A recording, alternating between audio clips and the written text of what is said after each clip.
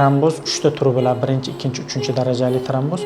Shu darajada katta chiqib ketadi teri ostidagi. Ko'pincha endi tuqqan ayollarda juda ham kuchli kuchanish natijasida tug'adigan ayollarda bo'lishi mumkin yoki og'ir ish qiladiganlar, ichi qotib qolganlarda yoki birdaniga og'ir yukni ko'tarishadi, boshqa qiladi, o'sha yerga juda kuchli nagruska bo'lishi natijasida paydo bo'ladi.